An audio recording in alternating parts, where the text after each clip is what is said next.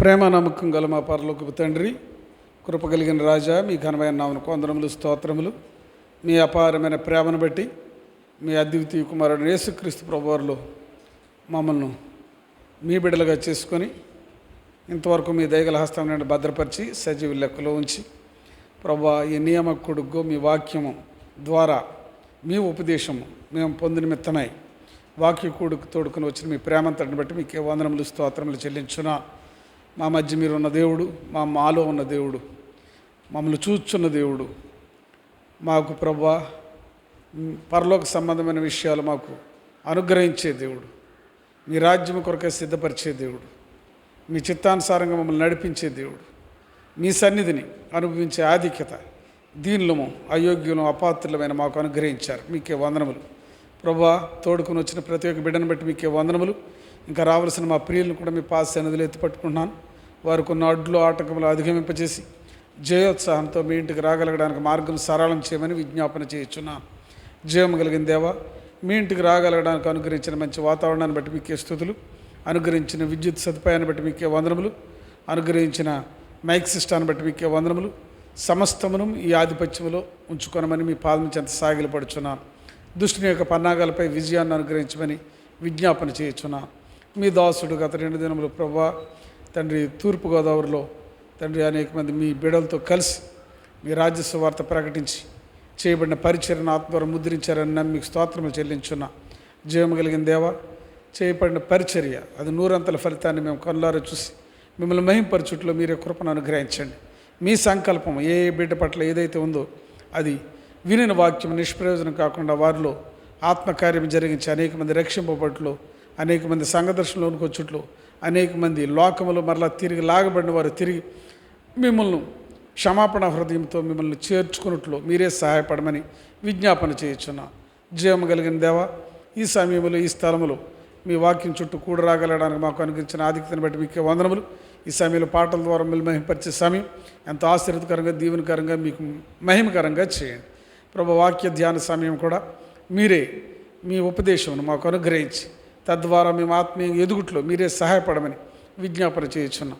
జీవము కలిగిన దేవా, మరి ఒకసారి ఇంకా రావాల్సిన మా ప్రియులను మీ పాద సన్నిధిలో జ్ఞాపకం చేసుకుంటున్నాం. మీరే తోడయుండి వారిని ప్రభువా మా మధ్యకు నడిపించి మీరే మహిమ పొందండి ప్రభువా. మీకే వందనములు, స్తోత్రములు తండ్రి. సార్వత్రిక సంఘంలో చెదిరిన్న సకల పరిశుద్ధులు ఏ స్థలముల్లో ఏ విధమైన కూడికల ద్వారా ప్రభువా మీ పాద సన్నిధిని కలిగి ఉన్నారో వారిలో మీరు ఉండండి, వారితో మీరు ఉండండి. నిలబడే దాసులను అభిషేకించిన పాత్రలకు వాడుకోనండి ప్రభువా. మీకే వందనములు, స్తోత్రములు. మీ చిత్తానుసారంగా మమ్మల్ని నడిపించమని, మీ ఆధిపత్యంలోనే శిరసత్వంలోనే మమ్మల్ని నడిపించమని, మీ యొక్క అభిషేకం క్రిందగా మమ్మల్ని తోడుకుని వస్తూ అంధకార శక్తులను, చీకటి శక్తులను అదరవేసినమని బంధిస్తూ యేసుక్రీస్తు అత్యున్నతంగా హెచ్చింబడిన నామమున స్తుతించి గణపరిచి ప్రార్థించి వినయపూర్వకంగా వేడుకొంచున్నాం మా పరమ తండ్రి. ఆమేన్.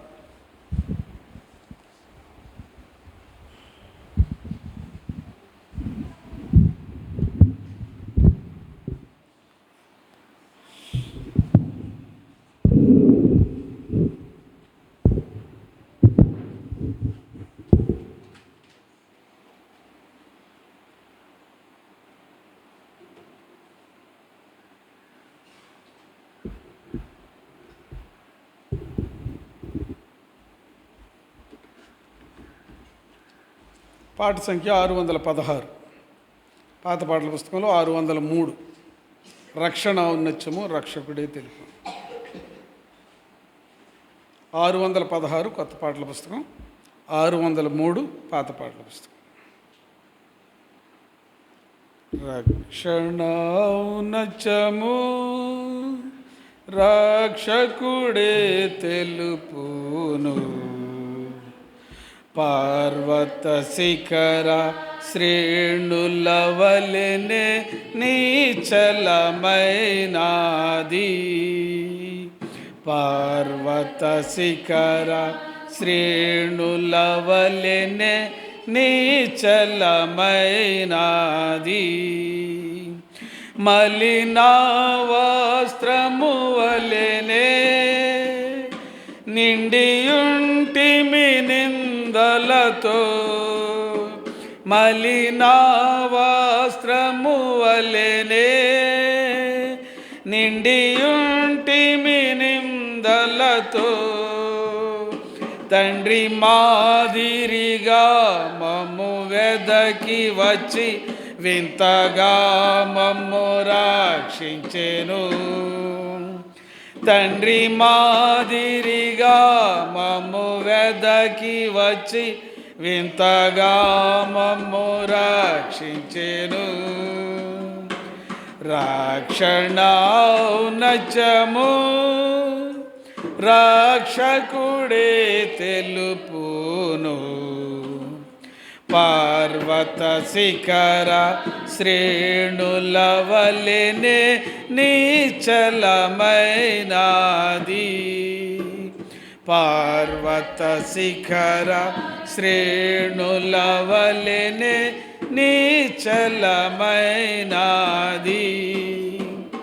అరణ్య ప్రదేశములో పాడైన ఎడారిలో, అరణ్య ప్రదేశములో పాడైన ఎడారిలో కనుగొనేను పరామర్శించెన్ కను పాపవలే గాచెన్.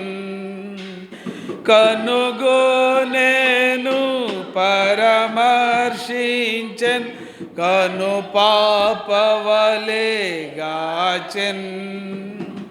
రక్షణ ఔన్నత్యము రక్షకుడే తెలుపును.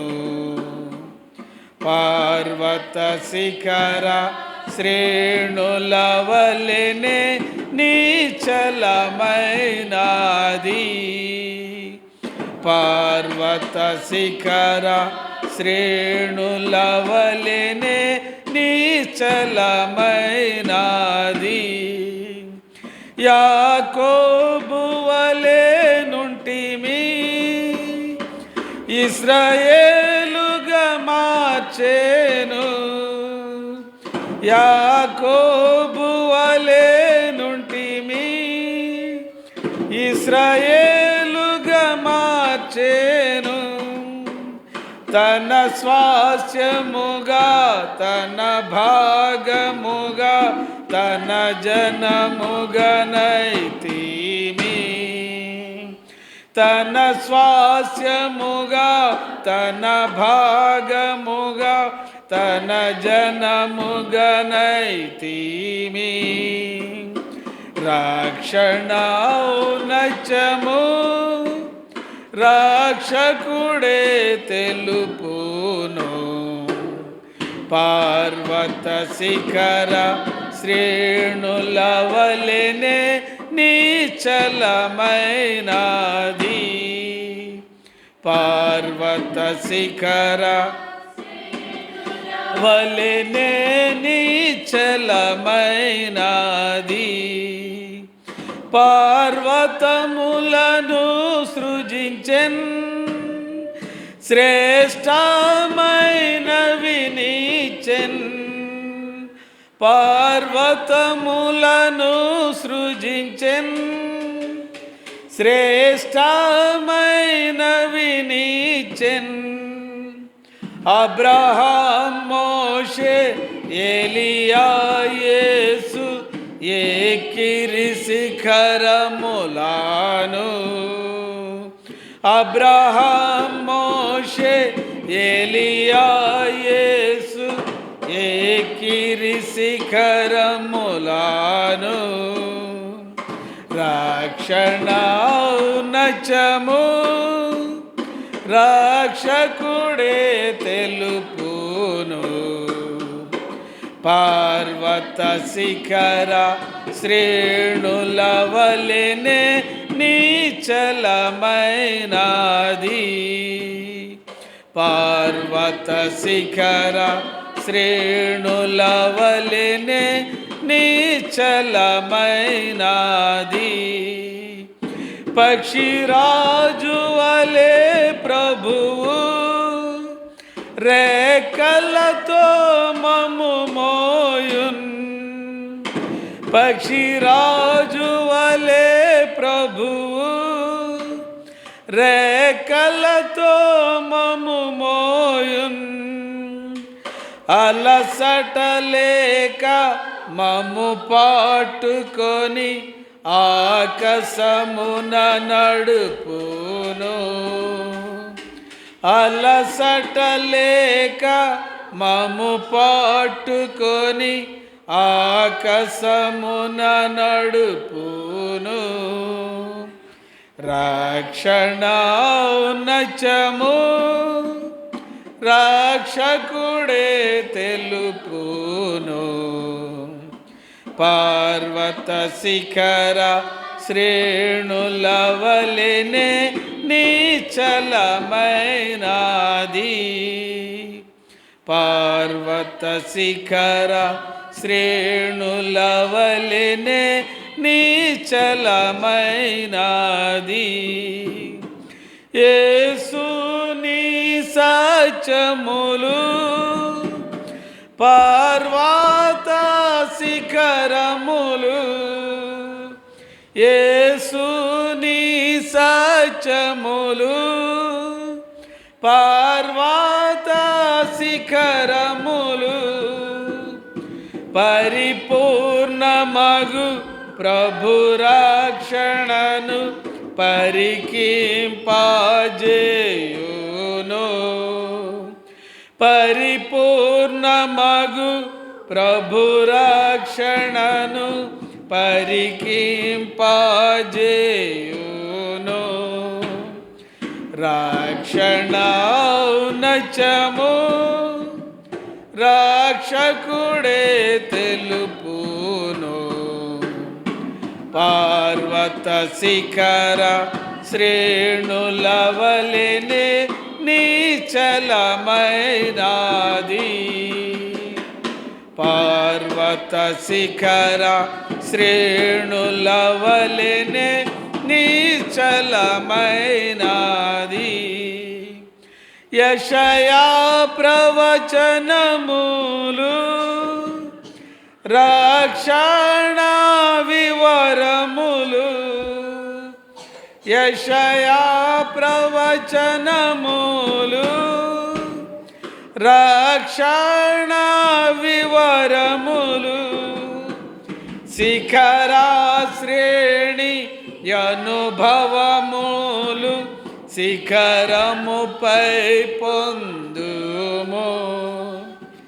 శిఖర శ్రేణి అనుభవములు శిఖరముపై పొందుము. రక్షణ ఔన్నత్యము తెలుపును.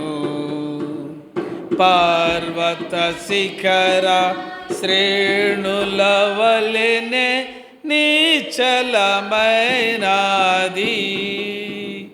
పర్వత శిఖర శ్రేణుల వలెనే నిశ్చలమైనది. 462 పాట పాడతాం. పాట సంఖ్య 462. పాత పాటల పుస్తకంలో 459. నూతనమైన యెరూషలేము పరిశుద్ధ పట్టణం.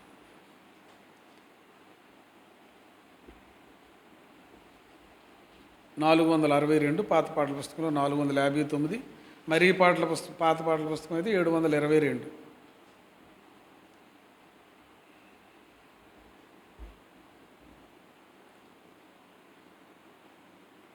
నూతనమైన యెరూషలేము పరిశుద్ధ పట్టణము, నూతనమైన యెరూషలేము పరిశుద్ధ పట్టణము, దానికి మనలను పాత్రుల చేసిన, దానికి మనలను పాత్రుల చేసిన మన ప్రభు యేసుకే వందన స్తుతులు, మన ప్రభు యేసుకే వందన స్తుతులు.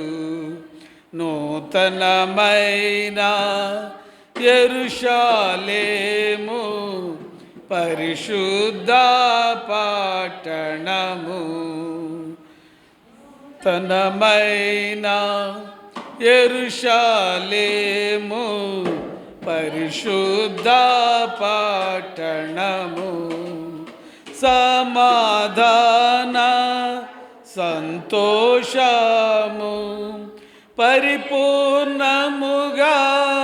నిండియున్నది. సమాధాన సంతోషము పరిపూర్ణముగా నిండియున్నది.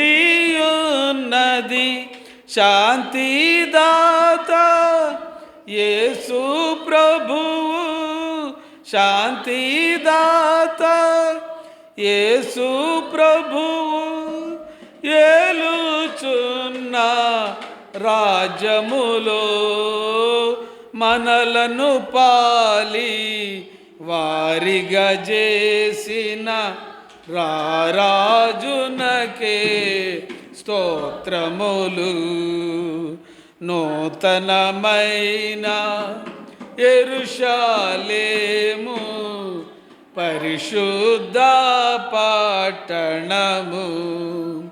నూతనమైన యెరూషలేము పరిశుద్ధ పట్టణము.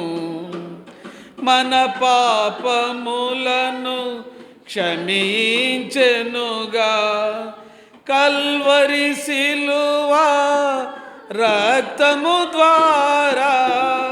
మన పాపములను క్షమించెనుగా కల్వరి సిలువ రక్తము ద్వారా.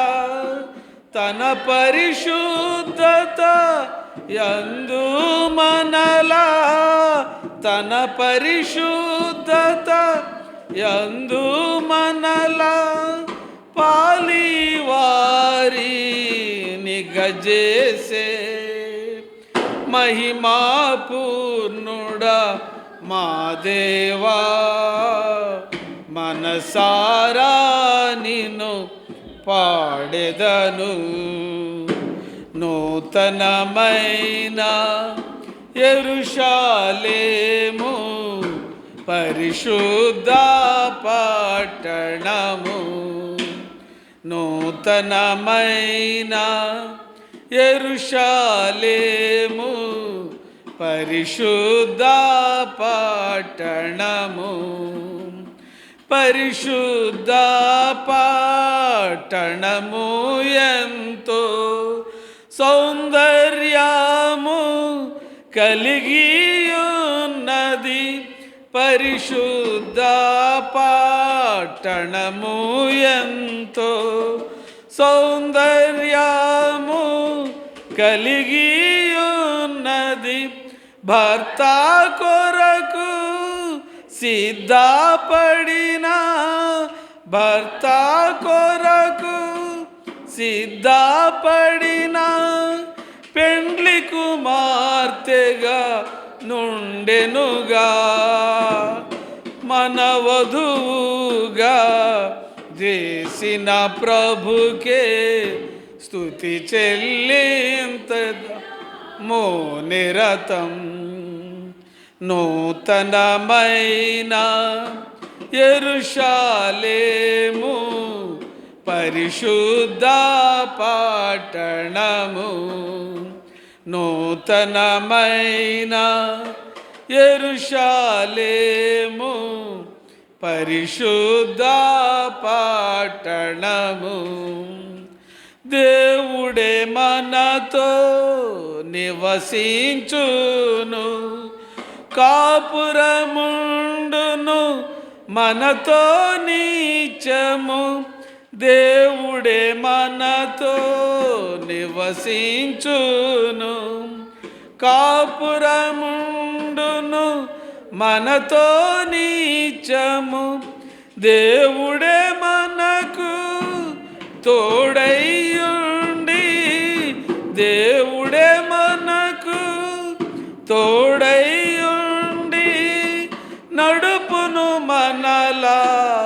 పరమునకు మనలను ప్రేమించిన ప్రభువునే ఆరాధించి మ్రోక్కెదము. నూతనమైన యెరూషలేము పరిశుద్ధ పట్టణము. నూతనమైన యెరూషలేము పరిశుద్ధ పట్టణము. మన కన్నుల ప్రతి బాష్పములను మన ప్రభు యేసు మన కన్నుల ప్రతి బాష్పములను తుడిచివేయును మన ప్రభు యేసు. మరణము దుఃఖము వేదనయుండదు, మరణము దుఃఖము వేదనయుండదు పరిశుద్ధ నగరములో. మరణము లోకము సాతాను గెలచిన ప్రభునే పూజింతుము. నూతనమైన యెరూషలేము పరిశుద్ధ పట్టణము. నూతనమైన యెరూషలేము పరిశుద్ధ పట్టణము. దానికి మనలను పాత్రుల చేసిన, దానికి మనలను పాత్రుల చేసిన మన ప్రభు యేసుకే వందన స్తుతులు. మన ప్రభు యేసుకే వందన స్తుతులు. నూతనమైన యెరూషలేము పరిశుద్ధ పట్టణము. నూతనమైన యెరూషలేము పరిశుద్ధ పట్టణము.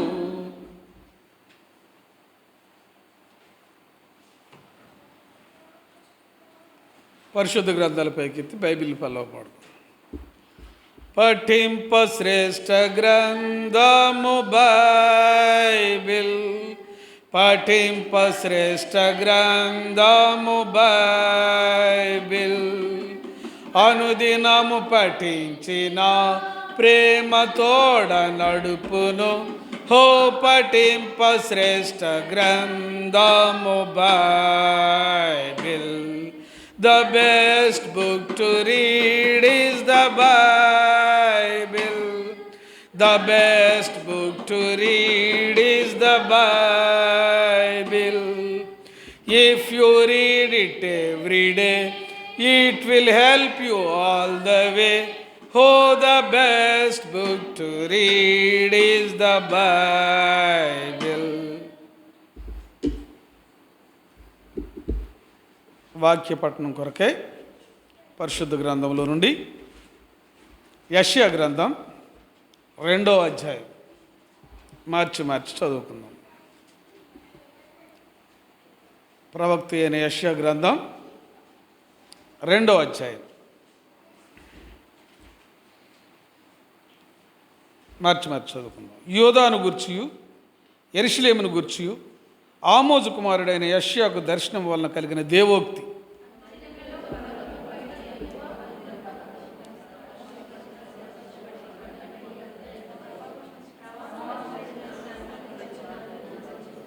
ఆ కాలమున సీయోనులో నుండి ధర్మశాస్త్రము, యెరూషలేములో నుండి యెహోవా వాక్కు బయలువెళ్ళును. జనములు గుంపులు గుంపులుగా వచ్చి యాకోబు దేవుని మందిరమునకు, యెహోవా పర్వతమునకు మనం వెళ్ళుదము రండి. ఆయన తన మార్గముల విషయమై మనకు బోధించును, మనం ఆయన త్రోవల్లో నడుతుమని చెప్పుకుందరు.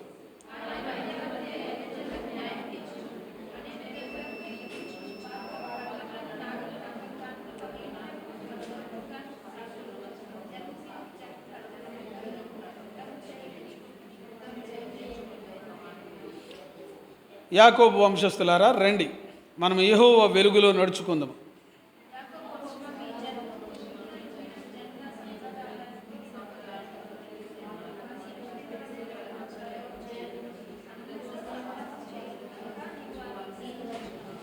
వారి దేశము వెండి బంగారములతో నిండి ఉన్నది, వారి ఆస్తి సంపాద్యమునకు మితి లేదు. వారి దేశము గుర్రములతో నిండి ఉన్నది, వారి రథములకు మితి లేదు.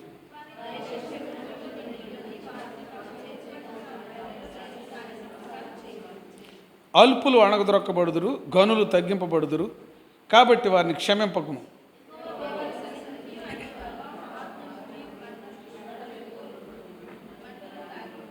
నరుల అహంకార దృష్టి తగ్గింపబడును, మనుషుల గర్వము అణగదొరక్కబడును. ఆ దినమున యెహోవా మాత్రమే ఘనత వహించును.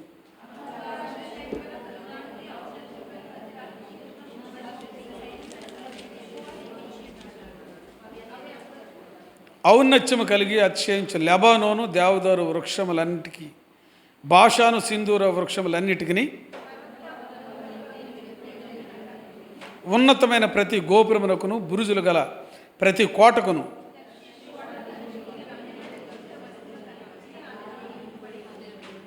అప్పుడు నరుల అహంకారం అణగదొరక్కబడును, మనుషుల గర్వం తగ్గింపబడును. ఆ దినమున యెహోవా మాత్రమే ఘనత వహించును. యెహోవా భూమిని గజగజ వణికింపలేచినప్పుడు ఆయన భీకర సన్నిధి నుండి, ఆయన ప్రభావ మహాత్యము నుండి మనుషులు కొండల గుహల్లో దూరుదురు, నేల బొరియల్లో దూరుదురు.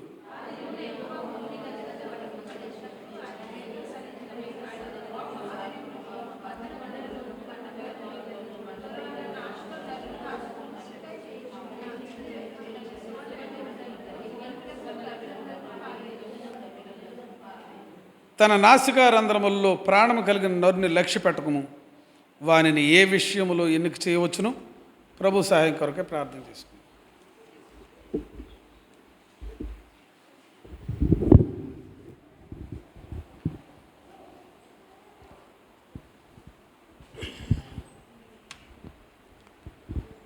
ప్రేమ నమ్మకం గల మా పరలోకపు తండ్రి, కృప కలిగిన రాజా, మీ ఘనమైన నామమునకు స్తోత్రములు. మీ అపారమైన ప్రేమను బట్టి మీ బిడ్డలముగా, సంఘముగా, సమాజముగా సమకూడి ఇంతవరకు పాటల ద్వారా మిమ్మల్ని మహింపరచడానికి దీనులమైన మాకు ఇచ్చిన ఆధిక్యతను బట్టి మీకే వందనములు, స్తోత్రములు. ప్రభువా, మీ జీవవాక్యమును మా భాషలో వ్రాయించి ఉంచి మేము చదువుకోవడానికి ఇచ్చిన అక్షర జ్ఞానాన్ని బట్టి కూడా మీకే స్తోత్రములు. పరసంబంధమైన విషయములు మీరు మాత్రమే మాకు వివరించగలరు. మీ ఉపదేశం కొరకు మేము కన్నులారా కనిపెట్టుకుంటున్నాం. మీరే మీ కృపాసింహాసనం నుండి మెల్లైన స్వరంతో మాతో మాట్లాడండి. నిష్ప్రయోజకుడైన మీ దాసుడు మీ నామం పేరు నిలబడుచు ఉంటుండగా ఆత్మ ప్రాణదేహమును మీ రక్తంతో కడిగి శుద్ధీకరించండి. మీ సిలువు చోటును మరుగుపరచండి. కేవలం మీ నోటు బోరగా, మీ చేతిలో అర్హమైన పాత్రగా వాడుకోనండి. మీరు పలికిన మీ మెల్లైన స్వరం ద్వారా మేమందరం తండ్రి సరిచేయబడ్డానికి, చక్కపరచబడ్డానికి, మీతో పాటు సదాకాలం ఉండడానికి సిద్ధపడడానికి అట్టి తీర్మానంతోనే మేము ఈ స్థలం నుండి వెళ్ళడానికి మీరే సహాయపడండి. మీ నామానికి మహిమ ఘనత ప్రభువులు ఆరోపిస్తూ, మీ మీద ఆధారపడుతూ, మీ మాటల కొరకు ఎదురు చూస్తూ, యేసుక్రీస్తు వారి అత్యున్నతంగా హెచ్చింపబడినామని స్తుతించి గణపరిచి సహాయం కొరకే అడుగు వేడుకొంచున్నాం మా పరమ తండ్రి. ఆమేన్.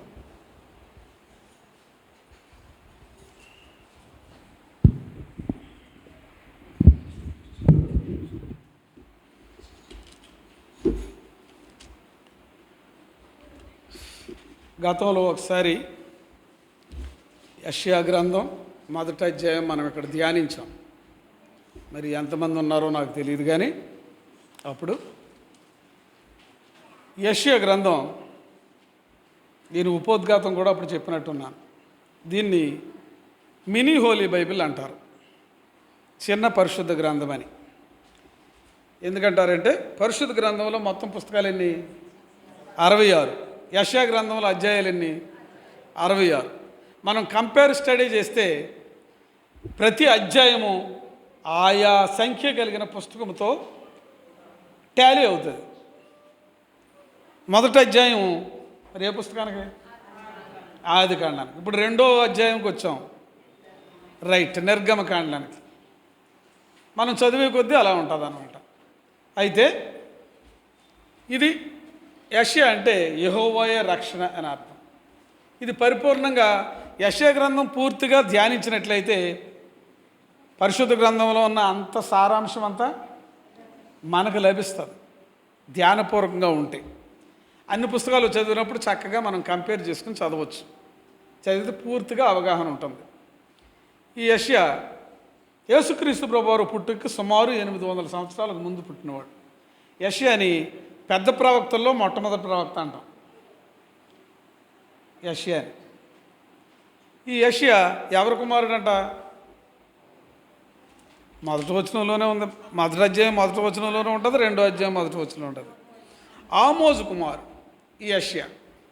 ఈయనకి ఆ ప్రవచనం ఇవ్వబడింది. ఎవరి గురించి ఇవ్వబడింది? ఇప్పుడు మొదట్లో చూసుకున్నట్లయితే మొదటి అధ్యాయము కొంచెం బ్రీఫ్ ఇంట్రడక్షన్ ఇస్తాను. మొదటి అధ్యాయంలో దేవుడు తన స్వరూపమందు చూసుకున్న మానవులు దేవుని ఆజ్ఞను అతిక్రమించి ఏం చేశారు? పాపం చేశారు. ఆదాము అవ్వలు. మరి మొదటి అధ్యాయం దేనికి కంపేర్ చేయడానికి? ఆదికాండం కదా. ఆదికాండం వాళ్ళు పాపం చేశారు. ఈ పాపం చేసిన వాళ్ళు తిరిగి రాబట్టుకోవడానికి దేవుని యొక్క సంకల్పం. మొట్టమొదట ఇశ్రాయేలీయుల్ని ఏర్పరచుకున్నారు. ముందు చూసుకోవాలంటే ప్రజలందరూ చెడిపోయి ఒక కుటుంబం ఒకటే దేవుని దృష్టికి నీతివంతమైన కుటుంబంగా కనపడిందంట. లోకమంతా చెడిపోతే ఏ కుటుంబం అది? నోవహు కుటుంబం. అందుకని మొత్తం తుడిచిపెట్టేశాడు ఆయన.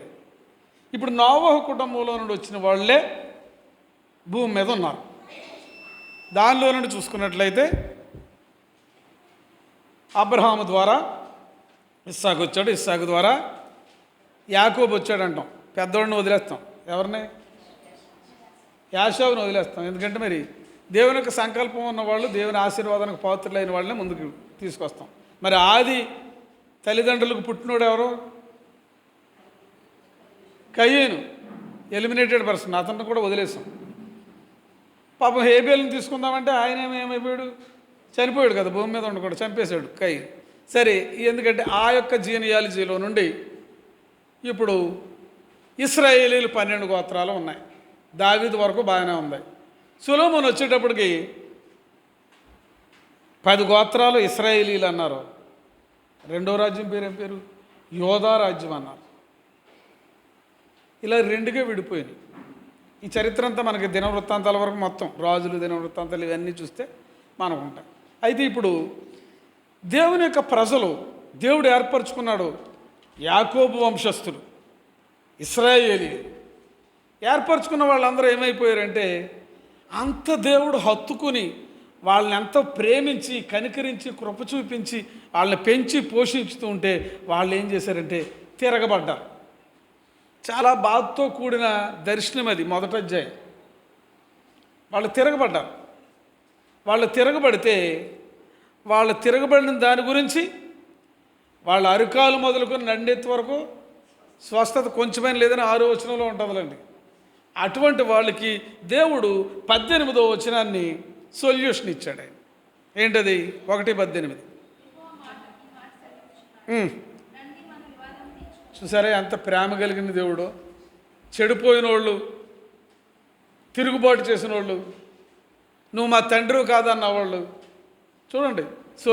సమూయేలు ఆధ్వర్యంలో ఇశ్రాయేలీయులందరినీ దేవుడే రాజుగా, చక్రవర్తిగా, ప్రభువుగా పరిపాలించి చక్కగా సమూయేలు ద్వారా ఏర్పాటు చేస్తుంటే చుట్టూ ఉన్న ప్రజలందరినీ చూసి చుట్టూ ఉన్న రాజ్యాలకు అందరికీ రాజులు ఉన్నారు, మాకు కూడా ఎవరు కావాలి? రాజు కావాలన్న. సమూయేలు చాలా దుఃఖపడ్డాడు. అయ్యో, నా కోసం కాదు, దేవుని యొక్క రాజరికాన్నే వీళ్ళు తృణీకరించారు. అంటే దేవుడు కృప కలిగిన దేవుడు కదా, మరి ఆయన బిడ్డలు కాబట్టి వాళ్ళు ఏది అడిగితే అది ఇచ్చాయి. గమనించాను. నేను చాలాసార్లు ఆయన కృపను గురించి నేను దుర్వినియోగపరుచుకుంటున్నానేమో అని చాలా బాధపడతా ఉంటాను. ఆయన కృప కలిగిన దేవుడే, కానీ పాపంలో మనం నిలవకూడదు. ఆయన తట్టు తిరగాలి. మొదటి నుండి ఇశ్రాయేలీయులందరూ చేసిన పని ఏంటంటే ఆయన కనికరాన్ని కోరడానికి ఆఖరికి ఆపద వచ్చేసి మునిగిపోయే పరిస్థితుల్లో తిరిగేటప్పటికి వెంటనే దేవుడు ఏం చేసేవాడు? మళ్ళా కనికరించి, సరే వీళ్ళు మళ్ళా తిరిగి నా వైపుకి తిరిగారు, నన్ను వేడుకున్నారు, నన్నే ఆశ్రయించారని వచ్చే కీడు నుండి వాళ్ళని తప్పించుతూ వచ్చాడు. మన దేవుని యొక్క స్వభావం అటువంటిది. ఆ నైజును మీకు ఎందుకు గుర్తు చేస్తున్నాడంటే దేవుడు మీకు నాకును మనం ఆ నైజాన్ని కలిగి ఉండాలి, ఆ స్వభావాన్ని కలిగి ఉండాలి. ఎటువంటి తప్పులు చేసినా, 99 తప్పులు చేసినా మన ఎడల అన్యాయంగా ఆఖరికి వచ్చేటప్పటికి మనం ఏమైపోవాలి? రాజీ పడిపోవాలి, సమాధాన పడిపోవాలి. ఎవరి స్వభావం అది? దేవుని స్వభావం. ఆయన పరిశుద్ధుడే, నో డౌట్, సర్వశక్తి గల దేవుడే, అత్యున్నతమైన సింహాసనం మీద ఆసీనుడైన దేవుడే. ఆయన కంటే సుప్రీం ఎవరైనా ఉన్నారా? నో. అటువంటి ఉన్నతుడైన దేవుడు నీ దేవుడు, నా దేవుడు అని చెప్పుకుంటున్నామంటే ఆయన లక్షణాలు తెలియని వాళ్ళకి చూపించాలి. ఆ చూపించడం కొరకే ఆయన మనల్ని ఏర్పరచుకుంటే, అంటే ఇశ్రాయేలీలను ఏర్పరచుకుంటే వాళ్ళందరూ అన్యుల కంటే దౌర్భాగ్య స్థితిలోకి వెళ్ళిపోయారు. So sad. అటువంటి వాళ్ళ గురించి దేవుడు ఏం చెప్తున్నాడంటే 18వ వచనంలో, రండి మన వివాదం తీర్చుకుందాం.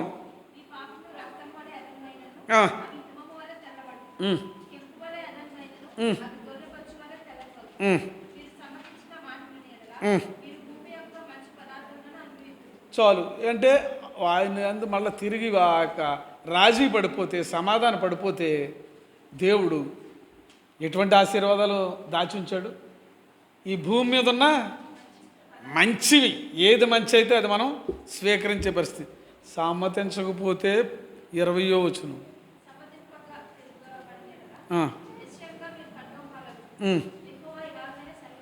అది ఇదే సెలవిచ్చిన మాట. ఇది అంతా మనం చూస్తూ ఉంటాం. అయితే ఇప్పుడు దేవుడు తన ఏర్పాటు చేసిన కనానుకు నడిపించే పరిస్థితులు ఎక్కడ ఉంటాయి? ఏ గ్రంథంలో ఉంటాయి? నిర్గమకాండంలో ఉంటాయి. ఏ నాయకత్వంలో? మోషే నాయకత్వం. కానీ చేరింది ఎవరి నాయకత్వంలో? రైట్, యెహోషువ నాయకత్వంలో. మోషే నాయకత్వంలో వారు కనాను చేరలే, అసలు ఆయనే వెళ్ళలేదు కదా. యెహోషువ నాయకత్వంలో వెళ్ళారు. సరే, ఎనీహౌ ఐగుప్తు నుండి విమోచింపబడ్డానికి నాయకత్వం వహించింది మోషే. అయితే మోషే ద్వారానే వాళ్ళు ధర్మశాస్త్రాన్ని వారు కలిగి ఉండడం జరిగింది. దేవాది దేవుడు డైరెక్ట్గా మాట్లాడి వారు నిబంధనని, కట్టడల్ని అన్నిటినీ మోషే ద్వారానే ఇశ్రాయేల్ ప్రజలకి అనుగ్రహించాడు. అంత మాత్రమే కాదు, దేవుడు వారి మధ్య ఉండడానికి ఏం కట్టారు? పరిశుద్ధ స్థలం కట్టారు. ద హోలీ టబర్నికల్, పరిశుద్ధ మందసం ఏర్పాటు ఎవరి నమూనా? అది సర్వశక్తుల దేవుడిచ్చిన నమూనా మోషేకి ఇస్తే, మోషే యథార్థంగా ఆ మచ్చుగానే దించాడు. ఎక్కడ? భూమి మీద. దాన్ని దేవుని యొక్క ఆలయము, దేవాలయం అంటాం. అది నిర్గమకాండంలో జరిగింది. అయితే ఇప్పుడు ప్రవేశించలేదు అంటే చాలామంది ప్రవేశించలేదంట. కొరింథీయులకు రాసిన మొదటి పత్రిక 10వ అధ్యాయంలో మనం చూస్తూ ఉంటాం. ఎందుకు చాలామంది ఇశ్రాయేలీయులు దేవుని యొక్క సంకల్పం చొప్పున మోషే నాయకత్వంలో ఐగుప్తు నుండి కనానుకు వెళ్ళడానికి విమోచింపబడి ప్రయాణం అయ్యారంట. ఎన్ని సంవత్సరాలు ప్రయాణం చేశారు? యాక్చువల్గా దాని ప్రయాణ కాలం ఎంతో తెలుసా? 40 days.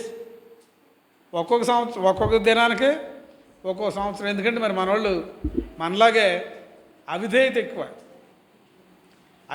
ఎక్కువైన కారణం వల్ల, విశ్వాస భ్రష్టత్వం వారిలో చేరినందువల్ల, పొరుగింటి పుల్లకూర రుచి అన్నట్టు ఇతరుల యొక్క పరిస్థితులు, పూర్వం వాళ్ళు బ్రతికిన ఐగుప్తు యొక్క పరిస్థితుల్ని తలస్తున్నారు. కానీ దేవుని యొక్క ధర్మశాస్త్రాన్ని ఆచరించడానికి వారు ఇష్టపడిన కారణం వలన దేవుడు వారిని అరణ్యములోనే ఏం చేశాడు?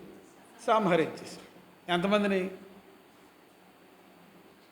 అందరూ కాంపిటేటివ్ ఎగ్జామ్స్కే రెడీ అయిపోతున్నారు మా పిల్లలు. అమ్మా కాదురా, ఐగుప్తు నుండి బయలుదేరిన వాళ్ళు చెప్తాను కులు 6 లక్షల మంది బయలుదేరారు. కాల్బలం, ముసలోళ్ళు కాదు, నాలాంటి వాళ్ళు కాదు, ఇటువంటి పిల్లలో కాదు, కాల్బలం యోధులు 6 లక్షల మంది. అయితే యోధులైన వారు ఈ 40 సంవత్సరాలు అయిన తర్వాత ఎంతమంది కనాను దేశంలో ప్రవేశించారు? గట్టిగా చెప్పు. నాకు శివుడు ఇద్దరే. మరి ఎంతమంది నశించిపోయారు? అది పరిస్థితి. అయితే కాంపిటేటివ్ ఎగ్జామ్స్ బాగానే ప్రిపేర్ అవుతున్నాం. 5,99,998 మంది చచ్చారు. ఎవరైనా ఊహించగలరా? మనం ఫెయిల్ అవుతుంటే ప్రభుత్వం ఏం చేస్తుందంటే గ్రేస్ మార్కులు కూడా కలుపుతుంది. అక్కడ గ్రేస్ అదేమి ఉండదు అక్కడ. ఎందుకంటే దేవుడు దహించు అగ్ని, ఆయన రోషం కలిగిన దేవుడు, సైన్యములకు అధిపతియగు యెహోవా, ఆయన త్రోవ తప్పి తిరిగారు. అందుకే అక్కడ ఒక చక్కని మాట ఉంటుంది. కొరింథీయులకు రాసిన మొదటి పత్రిక 10వ అధ్యాయంలో ఏమని ఉంటుందంటే, వారిలో ఎక్కువ మంది అని అంటారు. ఎందుకంటే మరి ఈ లెక్కలు మీరు చెప్తారో చెప్పరో అని పాపము అపోస్తులైన పౌలు కొరింథీయులకు రాస్తూ ఆయన ఎక్కువ మంది అని ఒకటి వదిలేశాడు అంతే. 5వ వచనం, అయితే వారిలో ఎక్కువ మంది దేవునికి ఇష్టలుగా ఉండకపోయారు కనుక సో సాడ్. ఇప్పుడు ద్రాక్ష చెప్పిన లెక్క అంత ప్రకారం వాళ్ళందరూ దేవునికి ఎలా ఉన్నారు? అయిష్టలుగా ఉన్నారు. దేవునికి ఎలా లేరు? ఇష్టలుగా లేరు. గమనించండి, దేవుడు ఇష్టము అయిష్టం అనేది బాహ్యంగా కనిపించదు. బాహ్యంగా అందరూ కూడా ఎవరలో? ఇశ్రాయేలీయులలో. ఎవరి ప్రజలు? సర్వశక్తి గల దేవుని ప్రజలు. ఎక్కడి నుండి విమోచించబడ్డారు? ఐగుప్తు నుండి విమోచించబడ్డారు. ఏది దాటారు? ఏది దాటారంటే ఎర్ర సముద్రం దాటారు. అదే ఉంది కదా చక్కగా. మొదటి నుండి మీరు చదివితే 10వ అధ్యాయంలో వారు సముద్రములోను మేఘము క్రింద ఏం పొందారు? అలాగని మనం ఫ్లాగ్ హాస్టింగ్ చేయం. బాప్తిసం పొందారంటే అది షేడ్ అంతే, అది ఒక నీడ. నిజం వచ్చినప్పుడు ఇంకా నీడెందుకు? ఆలోచించండి. ఒక షాడో చూసాం, డైరెక్ట్గా వచ్చినప్పుడు అదో నువ్వు పక్కకు జరుగు, నేను ఏడనే చూస్తానంటే మనల్ని ఏమనుకుంటారు? ఫూల్స్ అనుకుంటాం కదా. నిజమే వచ్చినప్పుడు ఇంకా నీడెందుకు? ఆ సారూప్యత ఎందుకు? డైరెక్ట్గా నిజమైందే ప్రత్యక్షమైంది. అందుకని అక్కడ వాళ్ళు సముద్రములోను మేఘం క్రింద ఏం పొందారంట? బాప్తిసం పొందారంట. మళ్ళా బలలోనూ పాలు పంపులు పొందారు. ఎవరాళ్ళు? చచ్చిపోయిన వాళ్ళు. బతుకున్న వాళ్ళు ఇద్దరు సంగతి తర్వాత చూద్దాం. ముందు చచ్చిపోయిన వాళ్ళు ఎవరో? వాళ్ళు మామూలు వాళ్ళు కాదు. వాళ్ళు ఇశ్రాయేలీలే. ఎవరి ప్రజలు? దేవుని ప్రజలే. వారిని కని పెంచి ఏం చేశాడంటే ఆయన మొదటి అధ్యాయం గుర్తు చేసుకోవాలి. యెషయా గ్రంథం. గొప్పవారుగా చేశారంట. నిజమే. మరి దేవుని ప్రజలు, పరిశుద్ధుడైన దేవుని, సర్వశక్తిగల దేవుని ప్రజలు అటువంటి గొప్పవారిగా చేస్తే వాళ్ళు ఏం చేశారంట? తిరగబడ్డారు. తిరగబడినందుకు, అయిష్టలుగా ఉన్నందుకు, ఇష్టం లేని వారుగా ఉన్నందుకు, దేవునికి ఇష్టలుగా ఉండకపోయారు కనుక వారు అరణ్యంలోనే సంహరించబడ్డారు. అటువంటి సంహారము రెండవసారి భౌతికం కాదు, ఆత్మీయమైన సంగతి. అది గుర్తు చేయడం కోసమే ఇది మళ్ళీ చెప్తున్నాను. మొదటి అధ్యాయము యాకోబు ఆశీర్వదించడం, 49వ అధ్యాయం అనుకుంటా కదా. ఆశీర్వదించేటప్పుడు మొదటి వచనం ఏమని ఉంటుంది? 49:1 చూడండి. ఆదికాండం.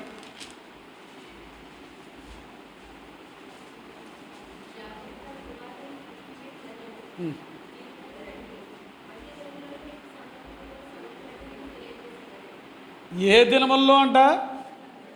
ఇదొకటి నోట్ చేసుకోవాలి. ఎందుకంటే ఇక్కడ కూడా 2వ అధ్యాయంలో మనం 2వ వచనంలో ఏమని ఉంటుంది? ఏ దినాల్లో? అంచె దినాల్లో సంభవింపబోయేది మనం ధ్యానిస్తున్నాం. It is the first prophecy in Bible. మొట్టమొదటి యొక్క ప్రవచన పరిశుద్ధ గ్రంథంలో ఇది. ఎవరి ద్వారా చేయబడింది? యెషయా ద్వారా చేయబడింది. ఆమోజు కుమారుడైన యెషయా ద్వారా దేవుడు ఈ ప్రవచనం పలికించాడు. ఈ ప్రవచనం ఫుల్ఫిల్ అయ్యిందా లేదా? మరి మనం చదివేసుకున్నాం కదా. అవల దాని కొరకు సిద్ధపాటు కొరకే దేవుడు మనల్ని ఇక్కడికి తీసుకొచ్చాడు. ఎందుకంటే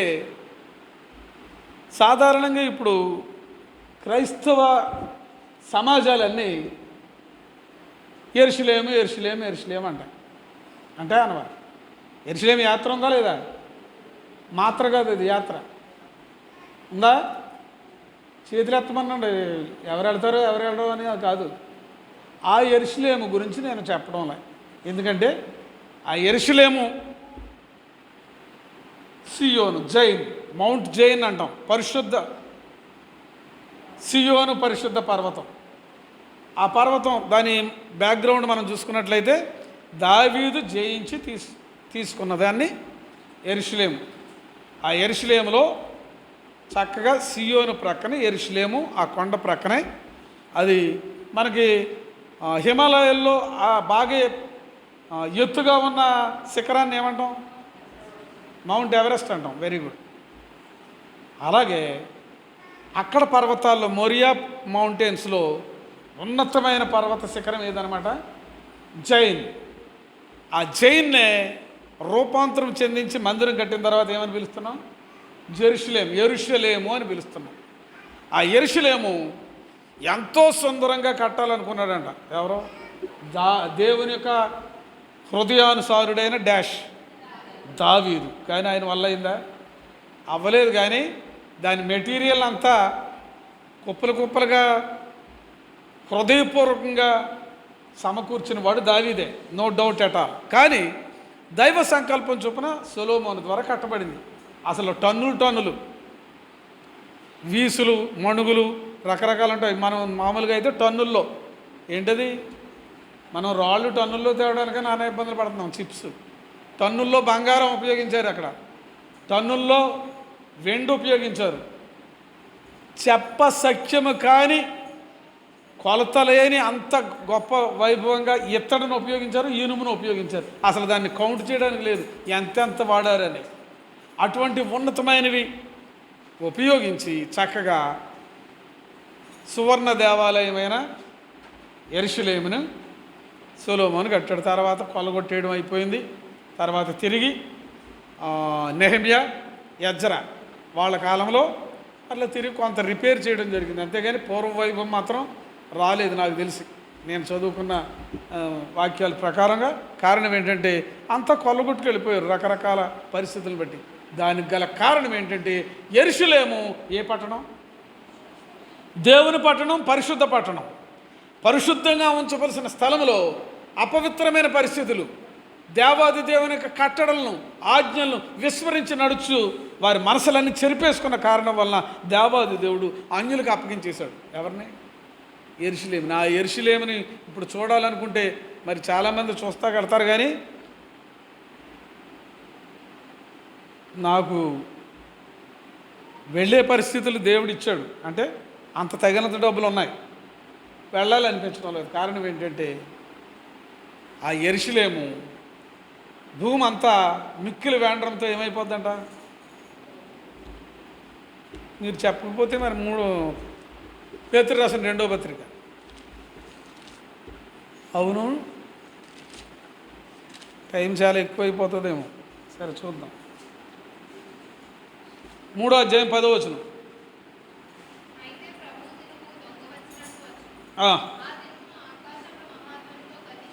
ఏమి పోవును? గతించిపోవును, లయమైపోవును, నాశనమైపోవును. ఏంటవి? పంచభూతములు 5: గాలి, నీరు, నిప్పు, ఇంకా భూమి, ఆకాశం. 5 పంచభూతములు ఏమైపోయాయంట? మిక్కిలి వేండ్రముతో లయమైపోవును. చాలు. కాలిపోయినాయా? కాలిపోతాయి. ఏ దినం అప్పుడు? ప్రభువు దినము, అంచె దినము, తీర్పు దినము. ఈ దినాలన్నింటికి ఇప్పుడు పెట్టాలంటే నాకు టైం చూసేటప్పుడు ఇప్పుడు నాకు ఎంతవరకు అవుతుందా అని అనిపిస్తుంది. అయితే ఇటువంటి ప్రభువు దినం వచ్చేటప్పటికి మరి భూమి మీద ఉన్న కృత్యములు కాలిపోయినప్పుడు యెరూషలేము గట్టిగా చెప్పు. తర్వాత భోంచేసేది కానిలే, ఉడికైపోయిన తర్వాత కాలిపోతే యెరూషలేము కూడా. మా ఇల్లు చెప్పండి, కాలిపోద్ది. ఓ చెట్టు కింద ఉన్నవారు అనుకోండి, వాళ్ళకి గొడవే లేదు, ఎందుకంటే అన్నీ కాలిపోతాయి. భూమి మీద ఉన్న సమస్త కృత్యములు కాలిపోతాయి కదా. కాలిపోయే దాని గురించి దేవుడు మాట్లాడడంలో ఈ 2వ అధ్యాయంలో, ఎందుకంటే ఇది ప్రవచనం అంటున్నాను కదా. ఈ ప్రవచనములో అంచె దినములలో 2వ వచనంలోకి వచ్చేయండి. పర్వతముల పైన యెహోవా మందిర పర్వత శిఖరమున స్థిరపరచబడి, అంతే కొండల కంటే ఎత్తుగా, గట్టిగా చెప్పు, ఎత్తబడును. ఎత్తబడాలంటే ఎవరు ఎత్తాలి? నువ్వా? నేనా? సర్వశక్తిగల దేవుని యొక్క శక్తి సామర్థ్యములే ఎత్తుతాయి. గమనించండి, అంతకంటే ఎత్తేమీ ఉండకూడదు, టాప్ లెవెల్. అందుకనే యెషయా గ్రంథం 57:15 ఏమని ఉంటుంది? మహాగణుడు అని నేను స్టార్ట్ చేస్తే మీరు కంటిన్యూ చేస్తారా? మహోన్నతుడు, పరిశుద్ధుడు,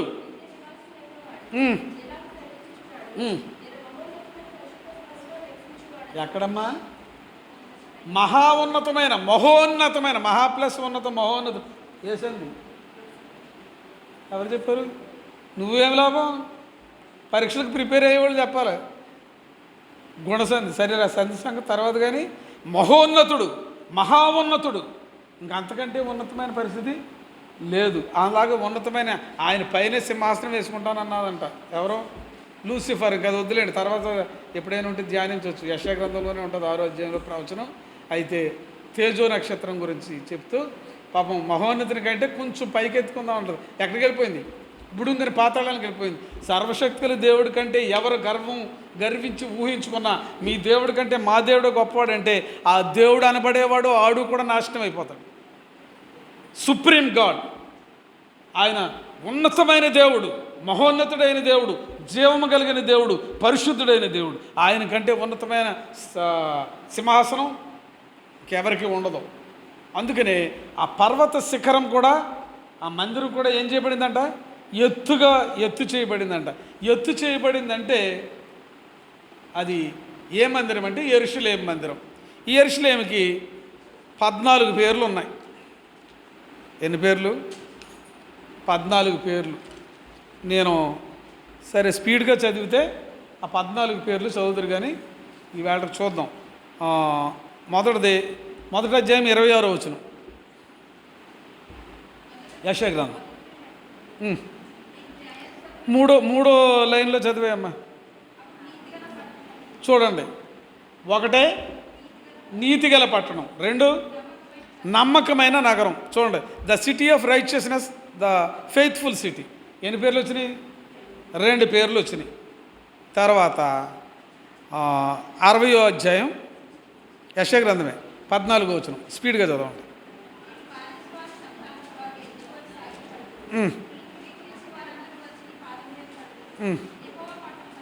మొట్టమొదటిదండి. మూడోదండి యెహోవా పట్టణం. ఇశ్రాయేలు యొక్క పరిశుద్ధ దేవుని సియోను. సియోన్ అంటే ఇంగ్లీష్లో జైన్. SION అని కూడా రాస్తారు, కానీ ZION జైన్ అంటేనే కరెక్ట్ ట్రాన్స్లేషన్. SION సియోన్ అన్న సియోనే, కానీ ZION జైన్ అంటే మంచిది. సియోన్ అది అంటే అమెరికన్ లాంగ్వేజ్కి బ్రిటిష్ లాంగ్వేజ్కి కొంచెం డిఫరెన్స్ అది. ఇప్పుడు తర్వాత 62:14, 62:4 చాలు. యెషయా గ్రంథమే.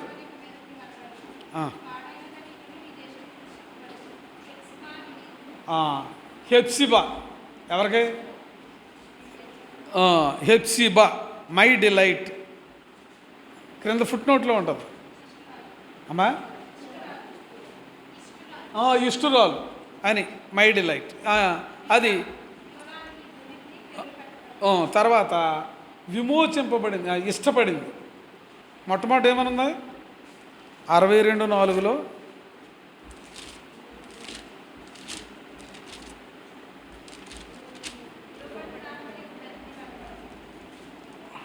62:4 కదా.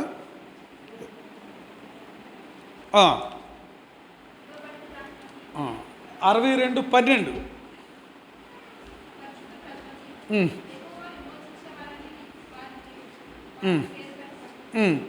యెరూషలేమా ఆశింపతగిన దానివనియు. ఆగండి, అది దాని పేరు ఎవరికి?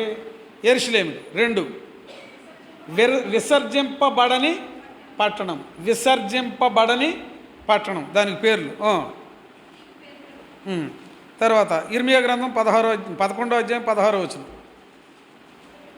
11-16 ఇర్మియా.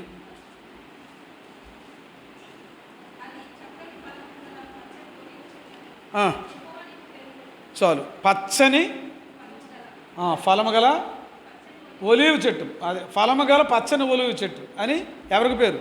యెరూషలేముకి. తర్వాత ఇర్మియా గ్రంథమే 33-16.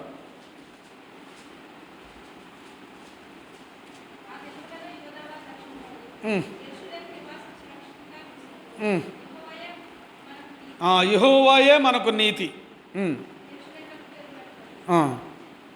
యెహెజ్కేలు గ్రంథం 48వ అధ్యాయం 35వ వచనం. యెహెజ్కేలు 48:35.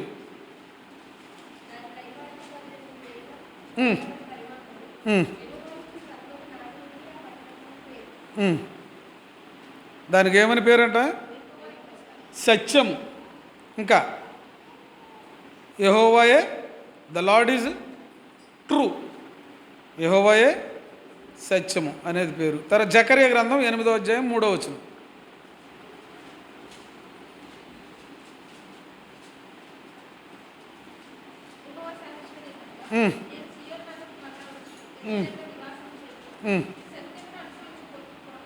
సత్యమును అనుసరించు పురము యెరూషలేముకి పేరు. ఇంకా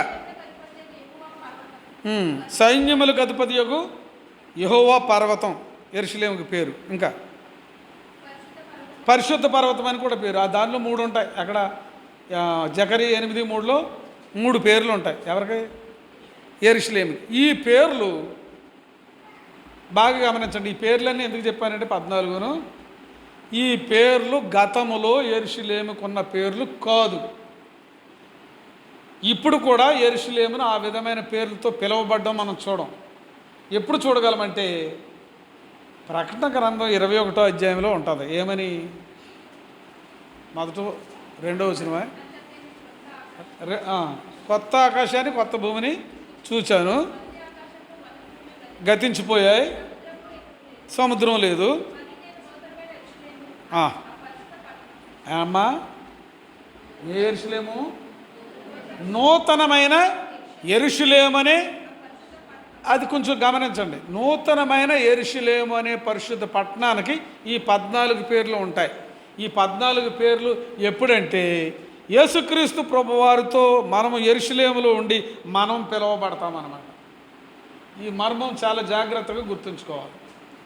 ఇన్నిసార్లు ఎన్ని ప్రవచనాలు, ఎంతమంది ఆ పట్టణాలకు యెరూషలేముకి పేర్లు పెట్టారంటే పాలస్తీనా దేశంలో అందరూ వెళ్ళే యాత్రకే వెళ్ళే యెరూషలేముకు కాదు. మిల్లీనియం అంటాం, అంటే 1000 సంవత్సరాల పాలన. ఎవరు పాలించుతారు? యేసుక్రీస్తు ప్రభు వారు పాలించుతారు. రాజులకు రాజు, ప్రభువులకు ప్రభు. ఆయన ఆ దేశానికి, లేకపోతే ఆ దేశానికి రాజధాని ఏంటంటే యెరూషలేము. యెరూషలేములో ఎవరున్నారంటే యేసుక్రీస్తు ప్రభువారు ఉన్నారు, మనము ఉన్నాం. గమనించండి. ఇది ఎందుకంటే రూపకాలంకారం అంటాం. పరిశుద్ధ గ్రంథంలోని వాక్యాలన్నీ రూపకాలంకారంలోనే రాయబడతాయి. మనం దీన్ని చూసి అక్షర జ్ఞానంతో మనం అసలు దీన్ని ఎట్టి పరిస్థితుల్లోనూ చూడకూడదు. యేసయ్య తన ఆత్మను మనలో ఉంచాడు కాబట్టి ఆత్మ ద్వారానే సంగతులు గ్రహించగలం. ఈ నూతనమైన యెరూషలేము ఏం చెప్పడంటే పర్వతముల్లో ఏమని చదివారు నువ్వు? ఉన్నతంగా ఎత్తబడును. ఈ పర్వతం మన దృష్టికి ఏమనుకుంటాం? ఓహో, ఈ కొండలో శిఖరం అనుకుంటా. శిఖరాన్ని ఇలాగే ఎత్తుతారండి. శిఖరాన్ని కాదు ఎత్తటం, మనల్ని అందరినీ కలిపి ఎత్తుతాడు. మూలరాయి ఎవరు? యేసుక్రీస్తు ప్రభువారు. మనం అదే పేతురు చెప్తాడు. ఏమని చెప్తాడు? 2వ అధ్యాయం 3, 4, 5 వచనాలు.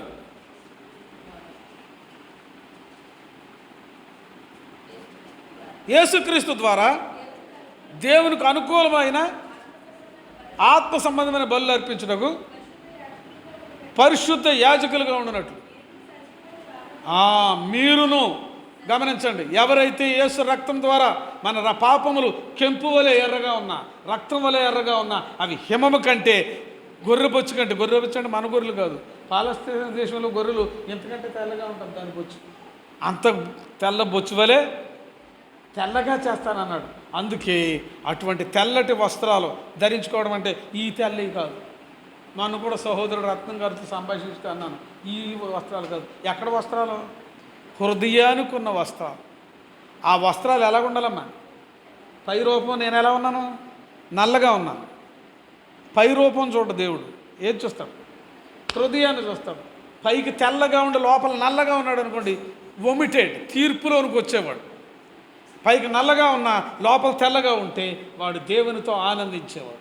ఆ విధంగా మనమందరం దేవునితో ఆనందించేవారుగా ఉండాలని, దేవునితో సహవాసం కలిగి ఉండాలని దేవుని యొక్క ఉద్దేశం. ఆ ఉద్దేశం నెరవేర్చిన కొరకై మనల్ని అందరినీ నూతనమైన యెరూషలేము అనే పరిశుద్ధ పట్టణంలో ఎవరు ప్రవేశిస్తారంటే పరిశుద్ధులు ప్రవేశిస్తారు. వారు మీరు కూడా సజీవమైన రాళ్ల వలె ఎలా కట్టబడుతున్నారు? ఆత్మ సంబంధమైన మందిరం, అది యెరూషలేము, అది నూతనమైన యెరూషలేము. ఎక్కడి నుండి వస్తుందంట? 21:2 చదివారు కదా ప్రకటన గ్రంథం. పైనుండి దిగు వచ్చట చూచి తిని. కన్స్ట్రక్షన్ ఇక్కడ కాదు. ఎక్కడ? పైన అంటే పైన ఇక్కడ అందరూ చదువుతారు తెలుగు వచ్చిన వాళ్ళు. అది కన్స్ట్రక్షన్ ఎక్కడ జరుగుద్ది? అక్కడే ఉంది కదా, పరలోకమందు. పరలోకమందు, ఆ పరలోకమునందు కన్స్ట్రక్ట్ చేయబడిన యెరూషలేములో నువ్వు ఉండాలి, నేను ఉండాలి. ఆ యెరూషలేములో రాజ్య పరిపాలన ఎవరు చేయాలి? యేసుక్రీస్తు ప్రభువారు చేయాలి.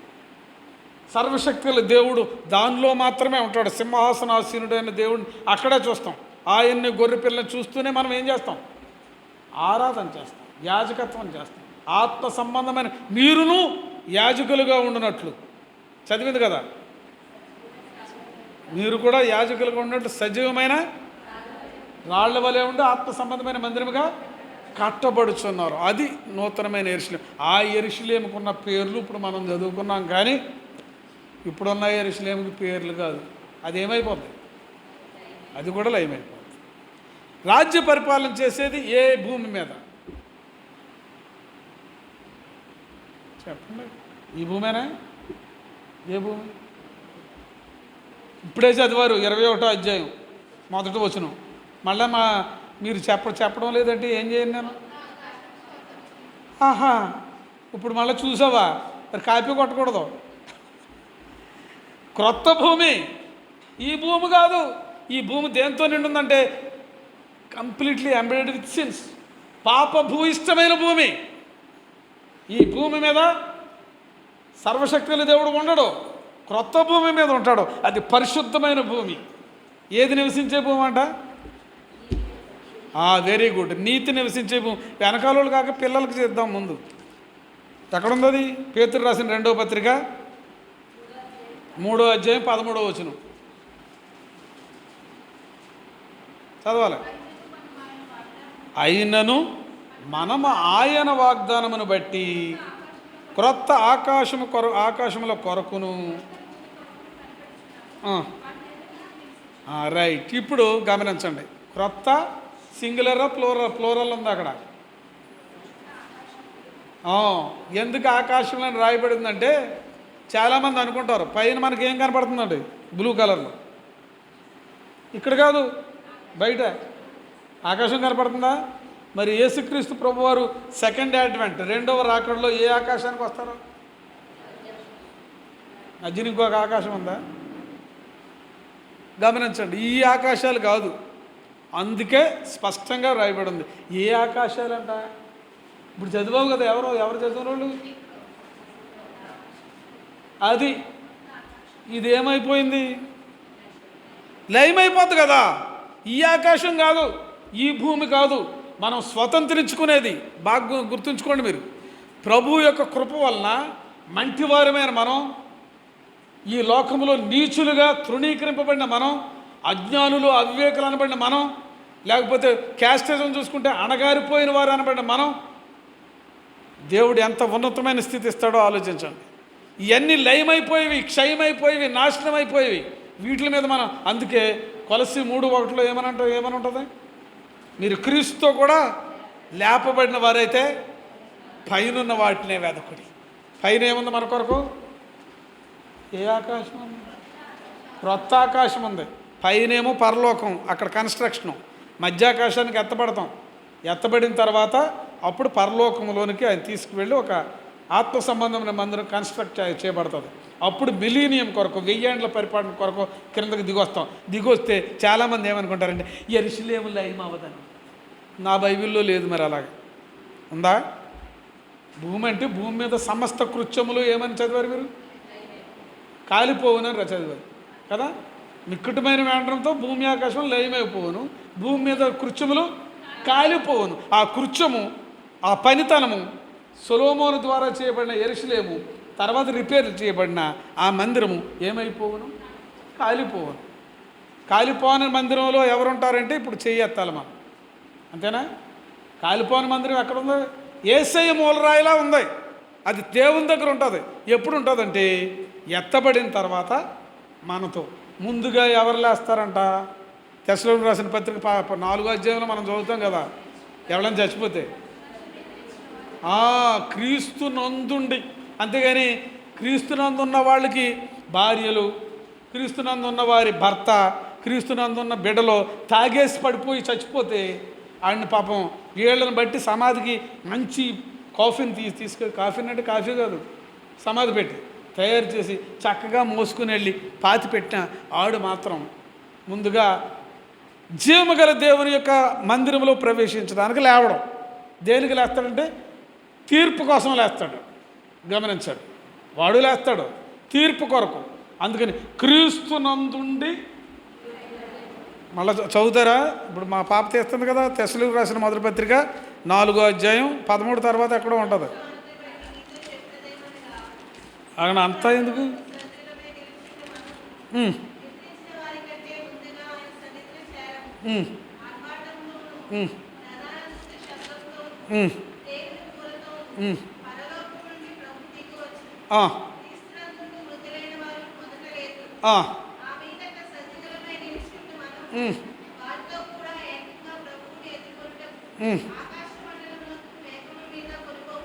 ఇవి ఉంటాయి. రైట్, కొనుక్కోబడదాము. ఎవరితో పాటు? ప్రభువుతో పాటు. ఎవరున్నారు? ప్రభువుతో పాటు క్రీస్తునందుండి మృతులైన వారిని పాతి పెట్టేశాం. వాళ్ళ ముందు లేచి వెళ్ళిపోతారు ఎక్కడికి?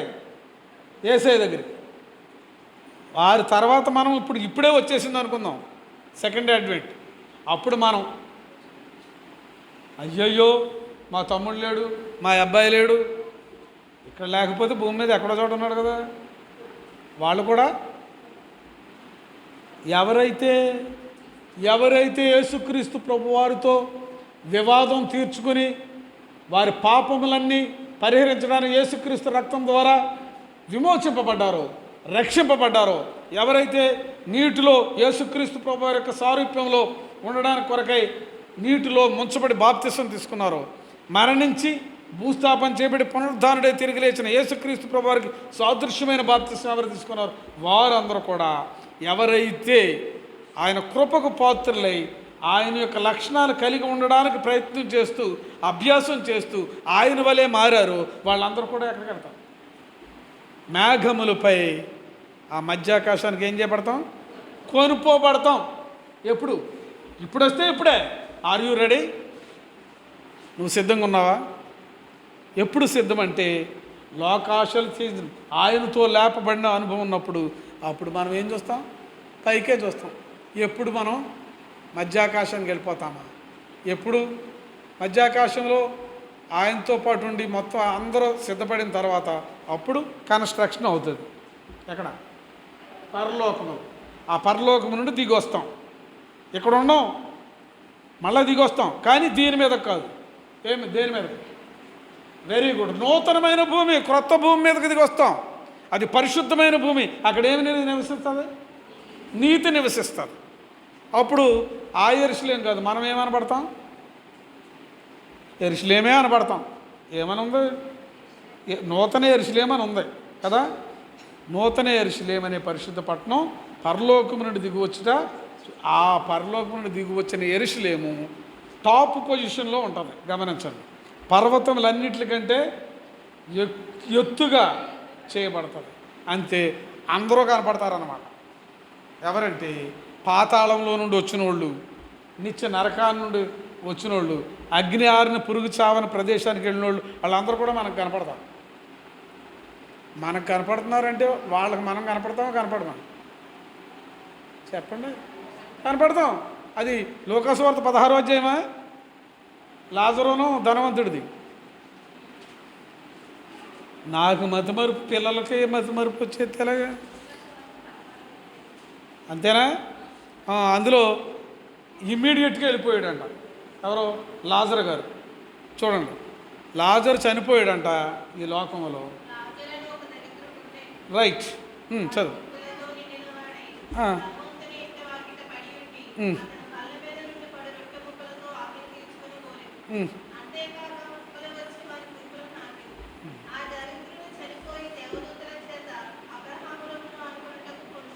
అది అండర్లైన్ చేసుకోవాలి మనం అందరం. ఎందుకంటే ఆ లాజరు చనిపోయి ఎవరి చేత కొనిపోబడ్డాడు?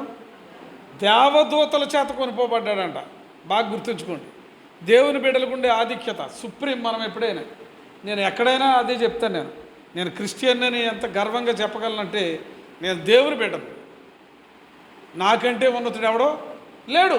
నా ప్రభువుని బట్టి నాకు ఆ ఘనత. ఆ విధంగా ప్రతి విషయంలోనూ దేవుడు మనల్ని కనపడు. నన్ను కనపరిచేవారిని నేను, నన్ను తృణీకరించేవారు తృణీకారం అందుదురు. వాక్యం కూడా చెప్పడం లేదు మీరు. సమూయేలు గ్రంథం మొదటి గ్రంథమా? రిఫరెన్స్ మీరు చెప్పాలి. మళ్ళీ నేను తీయగలను అనుకోండి, మీరు స్పీడ్గా చెప్తున్నారు కదా.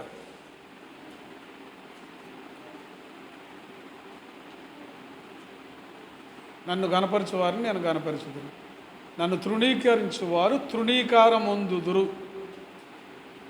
ఎంత రెఫరెన్స్? సాధారణంగా ప్రియాంక చెప్పేద్దా? అమ్మ మా తల్లి చెప్పిందా? తృణీకారం పొందుదురు. తృణీకరించే వారిని ఆయన తృణీకరించడం. ఏం పొందుతారు? ఎవడదాడికే తృణీకారం పొందుదురు. గణపరిచే వారిని మాత్రం ఆయన గణపరిచే దేవుడు. అందుకని అటువంటి గణపరిచే ఆధిక్యతలో సంఘం ఉంటుంది. ఆ సంఘము క్రీస్తు యొక్క శరీరం ఇప్పుడు సజీవమైన రాయవలి ఆత్మ సంబంధమైన మందిరంగా కట్టపడుతుంది. అది పరలోకంలో కన్స్ట్రక్ట్ చేయబడి పైనుండి దిగు వస్తుంది. అప్పుడు వాళ్ళు దేవుని రాజ్యములో ఎన్నేళ్ళు పరిపాలన చేస్తారు? 1000 ఏండ్లు పరిపాలన చేస్తారు. ఆ ప్రవచనము ఎక్కడుందన్నమాట? ఇప్పుడు యెషయా గ్రంథం 2వ అధ్యాయంలో ఇప్పుడు మనం చదివిన ప్రవచనం. ఇప్పుడు చదవండి 3వ వచనం. 1 2 అయింది. అప్పుడు చదవండి. ఆ కాలమున సియోన్లో నుండి ధర్మశాస్త్రము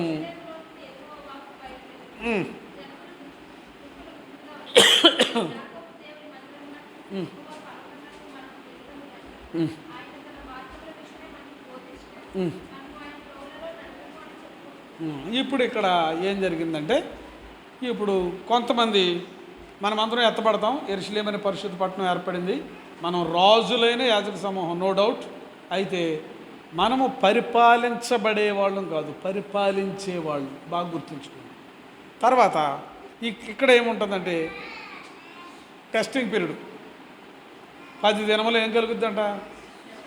శ్రమ కలుగుద్ది. ఎక్కడ భూమి మీద ఉన్న వాళ్ళకి ఎత్తబడిన తర్వాత మహాశ్రమల కాలం. దానిలో ఉన్న వాళ్ళు కూడా కొంతమంది వస్తారు రక్షింపబడి. అందరూ రక్షింపబడరు. చాలామంది వస్తారు. చాలామంది కొండల క్రింద, బొరీల క్రింద, ఇదంతా చదువుకున్నాం కదా. ఇంక మళ్ళీ చదివించలేను నేను. లాస్ట్లో ఉంటుంది. వాళ్ళ తీర్పు కొరకే ఉన్నారు. వాళ్ళ తీర్పులోనికే వస్తారు. యేసుక్రీస్తు ప్రభువారిని అంగీకరించిన వాళ్ళు, యేసుక్రీస్తు ప్రభు రక్తం ద్వారా వారి పాపం కడగని వారు, అక్రమస్తులు, వాళ్ళందరూ కూడా తీర్పులోనికి వస్తారు. వారి క్రియలు మంచివైన చెడ్డని. మనం మాత్రం అవన్నీ అబాలిష్ చేయబడతాయి. మన క్రియలు, మన పాప కార్యములన్నీ. ఎందుకంటే యేసు రక్తంలో కడగబడిన తర్వాత ఆయన మనల్ని అన్ని, మన పాపం మరి అన్నడు జ్ఞాపకం చేసుకునే వాగ్దానం ఆయన నెరవేర్చే దేవుడు. కాబట్టి ఆఖరిలో ఆయన, అందుకనే చనిపోయే ముందు కొందరికి గమనించండి, మన మరణం మనకు తెలుసా? తెలీదు. కొందరికి దేవుడు గ్రేస్ పీరియడ్ ఇస్తాడు. 1-2 రోజులు బెడ్ మీద ఉండి చనిపోయారు అనుకోండి, అది నేను గ్రేస్ పీరియడే అంటాను నా అనుభవ ప్రకారం. కారణం ఏంటంటే ఆడు ఎంత ఘోర పాపాత్ముడైనా అవన్నీ లిస్ట్ అంతా ఆ బెడ్ మీద ఉండి చదువుకుని ప్రభువా నన్ను క్షమించంటే నువ్వు కౌంట్ చేస్తావు వాడు ఎంత పాపాలు చేశాడని. కానీ ఆడు దేవుడి దగ్గర నీకంటే ముందు ఉంటాడు, ఎందుకంటే అవన్నీ ఒప్పేసుకుంటాడు. అది దేవుని యొక్క కనికరాన్ని బట్టి ఇవ్వబడేది. బాగా గుర్తుంచుకోండి. హార్ట్ అటాక్ వచ్చి చచ్చిపోయాడు అనుకోండి, బ్యాలెన్స్ షీట్తో చనిపోతే ఆడు పూర్తిగా వెళ్ళాడు. అర్థమైంది? బ్యాలెన్స్ షీట్ దేంది? పాపాల లిస్టులో ఒప్పుకోవడానికి టైం లేదు కదా, గుట్టుకుమన్నాడు. అందుకని టైం లేని మరణాలు, యాక్సిడెంట్ చెప్పవద్దా? చెప్పైతే అసలు దాన్ని యాక్సిడెంటే అనం. యాక్సిడెంట్ అనేది అంటేనే ఆకస్మికంగా జరిగేది, సడన్గా జరిగేది. అటువంటిప్పుడు ఉండదు. అందుకని మనము ఏ సమయంలో ఏ స్థితిలో మనం ఈ లోకాన్ని విడిచిపెడతామో తెలియదు. కాబట్టి మనం సిద్ధంగా ఉండాలంటే మనం నిందారహితులుగా ఉండాలి. అందుకే అబ్రహాము పూర్తిగా ఆశీర్వదించబడ్డానికి కారణం దేవుడు వార్నింగ్ ఇస్తే 17వ అధ్యాయం 1వ వచనంలో ఆయన అది అంగీకరించాడు. ఏమని? నేను సర్వశక్తుల దేవుడను, 1వ వచనమే, నా సన్నిధిలో నడుచుచు నిందారహితుడివై ఉండము. ఎందుకంటే 16వ అధ్యాయంలో నింద వచ్చింది కదా. నువ్వు నేను కూడా పెద్ద గొప్పోళ్ళలాగా చెప్పుకుంటూ ఉంటాం. అబ్రహాము ఐగుప్తీయురాలైన హాగర్ దగ్గరికి వెళ్ళి ఏం పొందాడు? ఇష్మాయేలుకి సంతానం ఇచ్చాడని. ఆ రోజుల్లో అక్కడ కాంటెక్స్ట్ వేరు, మనం చెప్పుకోవడానికి కాదు. అప్పటికి ధర్మశాస్త్రం ఉందా? లేదు. నిర్గమకాండం వచ్చే వరకు లేదు. అందుకనే చెప్తున్నాను, అబ్రహాముని పాయింట్అవుట్ చేయడానికి లేదు నీకు నాకు అర్హత. ఎందుకంటే అక్కడ వాళ్ళేమైనా దేవుని మీద పూర్తిగా విశ్వాసం ఉంచినవాడు. ఆ వాగ్దాన సంతానమైన ఇస్సాకును కూడా మోరియా పర్వతాల్లో బలి ఇవ్వడానికి ఇష్టపూర్వకంగా వెళ్ళినవాడు. కొడుకును కూడా ఎలా పెంచాడంటే, మన కొడుకుల టీవీ దగ్గర కూర్చుంటే ఒరే నాన్న బైబిల్ స్టడీ వెళ్దామంటే నేను రాను, ఇప్పుడు ఇంపార్టెంట్వి ఉన్నాయి ఇక్కడ. ఏంటి? లోక ఆకర్షణలకు సంబంధించి అటువంటి కొడుకులు ఉన్నారేమో ప్రియమైన సహోదరుడు సహోదరి ఎవరమైనా. ఆయన అలా పెంచలే. నాన్న ఆ గొర్రె పిల్ల నువ్వు కొండెక్కేటప్పుడు అడిగావు కదా, నువ్వే ఆ గొర్రెవు, నిన్నే బలిమ్మన్నాడు. మనము సేవించున్న దేవుడు, నేను కాదు, మనము. అంటే అబ్రహాముతో పాటు కుమారుడు కూడా పరిపూర్ణమైన హృదయంతో దేవుణ్ణి సేవించుతున్నారు. మన పరిస్థితి ఏంటి? మనం సంపూర్తిగా దేవుడు అడిగితే మనం ఇవ్వడానికి సిద్ధంగా ఉన్నామా? అటువంటి హృదయం కలిగిన వాడే ఆ నూతనమైన యెరూషలేము అనే పరిశుద్ధ పట్టణంలో ఉండడానికి అర్హుడు. యేసయ్య మూలరాయి ఉండడానికి కారణం ఆయన తండ్రి అయిన దేవునికి విధేయత చూపించాడు. ఏ విధేయత అంట? శిలువ మరణం పొందినంతగా తన్ను తాను తగ్గించుకుని విధేయత చూపించాడు. ఫిలిప్పీయులకు రాసిన పత్రిక 2వ అధ్యాయం 5వ వచనం నుండి ఇప్పుడు చదవదులేండి, ఉంటుంది.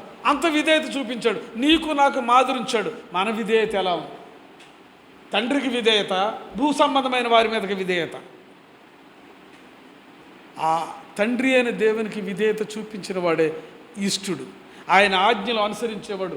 అందుకే ఈయన నా ప్రియకుమారుడు, ఈయన మాట వినుడి. ఆయన మాటను విని దాన్ని గైకొనివాడు ధన్యుడిగా ఉండి ఆయనతో పాటు సదాకాలం ఉండే ఆధిక్యత కలిగి ఉంటాడు. అందుకే క్రీస్తు చేతికి అప్పగించబడి తండ్రి అయిన దేవునికి ఆత్మ సంబంధమైన బలులు అర్పించడానికి యాజకులుగా ఉండినట్లు మనం కూడా సజీవమైన రాళ్ల వలె ఉండాలి. నిర్జీవమైన పరిస్థితులు మన జీవితంలో ఏదైనా ఉంటే, క్షయమైన పరిస్థితులు మన జీవితంలో ఉంటే వాటిని ఏం చేయాలి? తీసేసుకోవాలి. అందుకే దేవుడు మనల్ని సమకూర్చాడు. గమనించాలి, నాశనం అయిపోయి. అందుకే మనము అవిశ్వాసులతోనూ అన్యజనులతోనూ మనం సాంగత్యం చేస్తే మనం ఆనాడు ఇశ్రాయేలీలు 5,99,998 ఎలా పాడైపోయి దేవుని యొక్క ఆశీర్వాదానికి దేవుడు అనుగ్రహించే కనాను, పాలు తేనెలు ప్రవహించు కనాన్ను స్వాస్థ్యంగా తీసుకోవడానికి అర్హత లేకుండా సంహరింపబడ్డారో మనం విడిచిపెట్టబడతాం. ప్రియమైన సహోదరుడు సహోదరి గమనించండి, మనం ఆయన పరిశుద్ధతలో ఎలా ఉన్నాం, ఆయన నీతిలో ఎలా ఉన్నాం, ఆయన ప్రేమలో ఎలా ఉన్నాం, ఆయన ఓర్పులో ఎలా ఉన్నాం, ఆయన కనికరంలో ఎలా ఉన్నాం, ఆయన క్షమాగుణంలో క్షమించే గుణంలో ఎలా ఉన్నాం. ఆయనతో సమరూపమైన లక్షణాలు మన జీవితంలోకి వస్తే మనం పరిపూర్ణంగా ఎవరి బిడ్డలుగా ఉంటాం? దేవుని కుమారులుగా కుమార్తెలుగా ఉండగలం. మనలో ఎవరు దేవతతో చూసినా వీళ్ళ యేసయ్యతో యాజ్ ఇట్ ఈజ్గా ఉన్నారు, ప్రింటు అని చక్కన పెట్టుకుని మనల్ని మోసుకెళ్ళిపోతాయి. లోకాసు వార్త 25 అధ్యాయంలో ఉంటాయి కదా, దేవదూతలకు అప్పచెప్పాడంట అందరినీ పోగు చేయమంటే. పాపం అందరూ ఒకలాగే ఉన్నారు. సింహాసనాసీనుడైన యేసుక్రీస్తు ప్రభువారు చూశారంట, గొర్రెలుగా ఉన్న వాటిని కుడివైపుకి తీసి, మేకల్లాగా ఉన్న గర్వంతో ఉన్న వాళ్ళని ఎక్కడికి పడేశాడు, ఎడం చేతి వైపుకి పెట్టేశాడు. అది తెలీదా? మళ్ళీ ఇప్పుడు చదివించాలంటే మరి 7:20 అయిపోయింది. లోకాసు వార్త 25 అధ్యాయంలో మనకి కుడి చేతి వైపున ఉన్నవారు ఎడం చేతి, లోకాసు వార్త 25గా అమ్మా.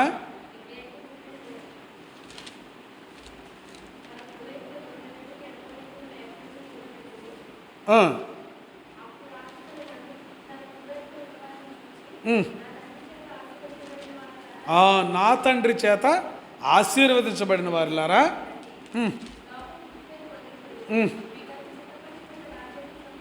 అది లోకం పుట్టినది మొదలుకొని కూడా ఆయన జగత్తు పునాది వేయబడకముందే ఎఫెసీ 1:6లో ఉంటుంది కదా, తన ప్రేమ చేత యేసుక్రీస్తు ప్రభువారు మనల్ని ఏర్పరచుకున్నాడు.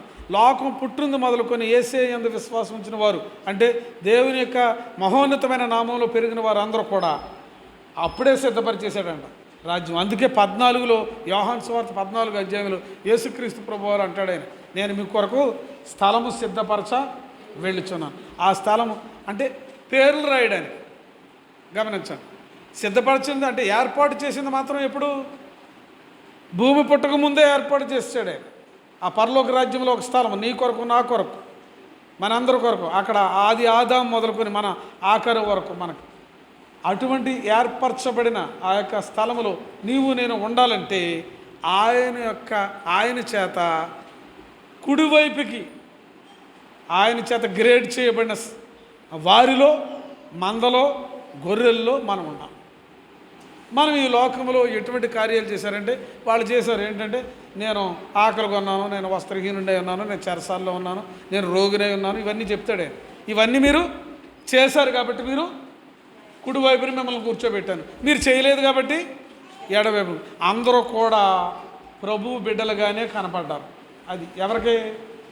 దేవదూతలకు. అందుకనే ఆయన దగ్గరకు తోడుకెళ్ళి, కానీ తీర్పు తీర్చే దేవుడు, మనసులు ఎరిగిన దేవుడు, మన ఆత్మీయ జీవితాన్ని చూస్తున్న దేవుడు మన స్థితి ఎలా ఉంది మనం పరీక్షించుకొని, మనం ఇంకా తిరుగుబాటు హృదయంతో ఉంటే సజీవమైన రాయి కాదు కానీ నిర్జీవమైన రాయిగా ఇక్కడే పడి ఉంటాం. సజీవమైన రాయి అయితే ఆత్మ కలిగిన రాయి. ఆత్మ వచ్చినప్పుడు ఏం చేస్తామంట? అపోస్తలుల కార్యాలు 1వ అధ్యాయం 8వ వచనం, శక్తిని పొందుతాం. ఎక్కడంట? మొట్టమొదటి ఎక్కడ? యెరూషలేములో, తర్వాత యోదయ సమరయ దేశముల్లో, భూదిగంతముల వరకు. అది యేసుక్రీస్తు ప్రభువారు సాక్షులుగా ఉండాలి. మన సాక్షులు కాదు, మన సాక్ష్యం ఇవ్వడం కాదు. ఎవరి సాక్ష్యం ఇవ్వాలి? యేసయ్య సాక్షి ఇవ్వాలి. నా కొరకు నీ కొరకు కూడా ప్రాణం పెట్టిన యేసయ్య, నన్ను నిన్ను కూడా ప్రేమించిన యేసయ్య, నిన్ను నన్ను యెరూషలేమనే నూతనమైన యెరూషలేమనే పరిశుద్ధమైన పట్టణం, దేవాది దేవునికి ఇష్టమైన బలులు అర్పించడానికి సజీవమైన రాళ్ల వలె మనల్ని కూడా చేసిన యేసయ్య, మనకు మధ్యవర్తిగా ఉండి, తండ్రి అయిన దేవునికి మనకి మధ్యవర్తిగా ఉండి మనల్ని కలిపిన యేసయ్య. సమాధానం ఎఫెసీయులకు రాసిన పత్రిక 2వ అధ్యాయంలో ఉంటుంది. తండ్రి అయిన దేవునితో మనకి ఏమి ఇచ్చాడంట? సమాధానం అనుగ్రహించాడంట. తర్వాత ఆయన ఏర్పరచుకున్న ఇశ్రాయేలుతో ఐక్యపరిచాడంట తన కలువరి శిలువలో కాచిన ప్రశస్తమైన రక్తధారల ద్వారా. అటువంటి యేసయ్యతో కలిసి ఆత్మ సంబంధమైన యెరూషలేమనే పరిశుద్ధ పట్టణముగా మనం ఈ లోకములో 1000 ఏండ్ల పరిపాలనలో ఆయనతో పాటు ఉండడానికి మనం సిద్ధపడడానికి, పరిశుద్ధాత్మను దుఃఖపరిచే పరిస్థితులు, పరిశుద్ధాత్మను ఆర్పే పరిస్థితులు మన జీవితంలో ఉంటే వాటిని తొలగించుకుంటూ నిత్యమైన రాజ్యంలో ఉండడానికి, యేసయ్య లక్షణాలు మనం కలిగి ఉండడానికి అనుదినము అభ్యాసం చేసుకుంటూ మనం ఆయన రూపంలోకి వచ్చి, ఆయన పరిపూర్ణతలోకి వచ్చి, ప్రభువారమ్ము, మరణాత అంటే అదే అర్థం, ప్రభువారమ్ము అని. అంతేగాని ఊరికినే మరణాత అని చెప్పుకోవడం కాదు. ప్రభువారమ్ము అని ఎప్పుడు అంటామంటే సిద్ధంగా ఉంటే రమ్ము అంట. రైల్వే స్టేషన్కి టికెట్ ఇచ్చుకుని ఎప్పుడు వెళ్తాం? సిద్ధపడి వెళ్తాం. ఇంటి దగ్గర సూట్ కేసు పెట్టుకుని రైల్వే స్టేషన్కి ఎవడన్నా వెళ్తాడా? అది పట్టుకునే వెళ్తాం, సిద్ధపడి వెళ్తాం. మరి ఆ రాజ్యం కొరకై, ఆయన యొక్క రాకడ కొరకై సిద్ధపడడానికి, ఆయనతో పాటు ఆ 1000 ఏళ్ల పరిపాలనలో మనము రాజులుగా ఉండడానికి అర్హత కలిగిన వారుగా, సిద్ధపడడానికి పరిశుద్ధాత్మ దేవుడు మనల్ని సిద్ధపరచును గాక. ప్రార్థన చేసుకుందాం.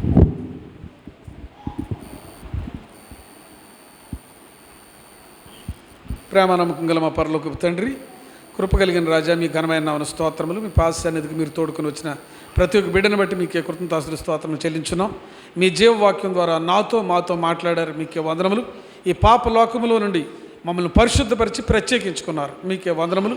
ఈ లోకములో ఉన్న క్షయమైపోయే వాటి మీద దృష్టి ఉంచకుండా, ధనాపేక్ష కలిగిన వారంగా కాకుండా, పేరు ప్రఖ్యాతులు కావాలని పట్టుపెట్టేవారంగా కాకుండా, గర్వముతో ఉండేవారం కాకుండా, మీ మనసును కలిగి క్షమాగుణాన్ని, పరిశుద్ధతను, నీతిని, యథార్థతను, ప్రభా నమ్మకత్వాన్ని, ప్రభా క్షమించే గుణాన్ని, కనికరించే గుణాన్ని ప్రభా మేము కలిగి ఉండి మీ స్వరూపంలోనికి వచ్చి మీతో పాటు మేము కూడా ఆ పరిశుద్ధమైన పట్టణం, మీరు నివసించే పట్టణం ప్రభా, అనూతనమైన యెరూషలేము ప్రభా, అన్నిటికంటే ఉన్నతంగా ఎత్తబడే ఆ పరిశుద్ధ పట్టణంలో మేము కూడా ఉండడానికి మీరే సహాయపడండి ప్రభా.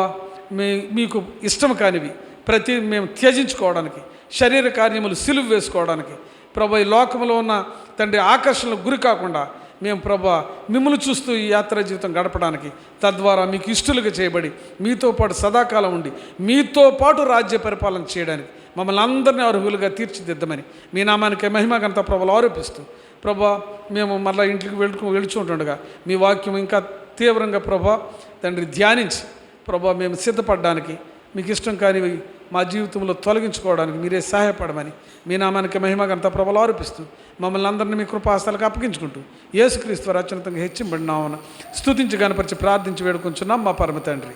ఆమేన్. పరమ తండ్రి అయిన దేవుని ప్రేమయు, మన ప్రభువుని రక్షకుడైన యేసుక్రీస్తు వారి కృపయు, పరిశుద్ధాత్మ యొక్క అన్యోన్య సహవాసం ఇప్పుడు ఎల్లప్పుడూ సదాకాలము సార్వత్రిక సంఘంలో చెదిరి ఉన్న సకల పరిశుద్ధులకు కూడి ఉన్న మనకు తోడయుండును గాక. ఆమేన్. అందరికీ వందనాలు. Praise Lord. శుక్రవారం గురించి గమనించండి. ఉదయం 10 గంటలకి ఏ ప్రార్థనా కూడిక? ఉపవాస ప్రార్థనా కూడిక. గమనించండి, అతి త్వరలోనే, తక్కువ టైంలోనే ముగించడం జరుగుతుంది. శుక్రవారం 18వ తారీఖు హోలీ సెలవు కాబట్టి మీకు తెలిసిన వాళ్ళని కూడా తీసుకురావడం మంచిదే. ప్రభువు కూడా అనుమతించుతాడు, వాళ్ళకు కూడా మంచి మనసిస్తాడు. ఇక్కడే కూడుకుని 10 గంటల నుండి మనం సాధ్యమైతే 12:30 1 గంటకు ముగించుదాం. ఆత్మ సంబంధమైన విషయాలతో పాటు భౌతిక సంబంధమైన అక్కర్ల అవసరతల గురించి కూడా స్వేచ్ఛగా, స్వతంత్రంగా ప్రార్థన చేయొచ్చు. అందరం ఆమేనని చెప్తే ఎంతో బలమైంది. ఇక్కడ 2-3 ఏకీభవించితే చాలు, అక్కడ ఓకే అయిపోద్ది. మనం ఇంటి దగ్గర ఒంటరిగా చేయొచ్చు, కుటుంబంగా చేయొచ్చు. కానీ ఇప్పుడు సంఘముగా చేసే ప్రార్థన అది బలము కలిగిన ప్రార్థన. పేతురునే చెరసాల నుండి లాక్కొచ్చిన ప్రార్థన. అటువంటి ప్రార్థనా జీవితం కలిగి ఉండడానికి